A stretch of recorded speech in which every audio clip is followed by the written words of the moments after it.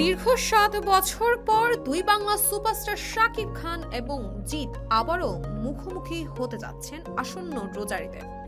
শাকিব আসছেন মেহেদী হাসানের পরিচালনায় বরবাদ সিনেমা নিয়ে, আর জিৎ হাজির হবেন এবার রায়হান রাফির লায়ন দিয়ে। এই দুই সিনেমা নিয়ে দর্শক মহলে শুরু হয়েছে ব্যাপক আলোচনা। অনেকেই বলছেন ঈদে এবার বরবাদ ও লায়নের মধ্যে হবে তীব্র প্রতিযোগিতা। এর আগে 2016 সালে ঈদে শিকারী ও বাদশা সিনেমার মধ্যে প্রথমবারের মতো মুখোমুখি হন শাকিব এবং জিৎ।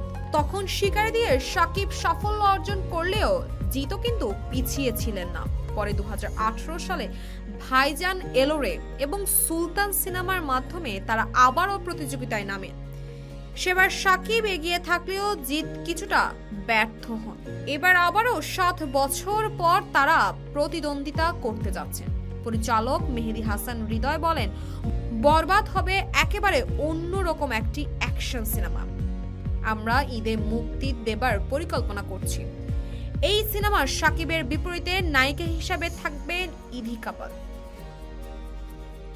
তবে জিতের লায়ন সিনেমার নায়িকা সম্পর্কে এখন পর্যন্ত কিছুই জানা যায়নি। পরিচালক রায়হান রাফি বলছেন, নায়িকা বাংলাদেশ থেকেই থাকবেন। শীঘ্রই সংবাদ সম্মেলনের মাধ্যমে তা জানানো হবে।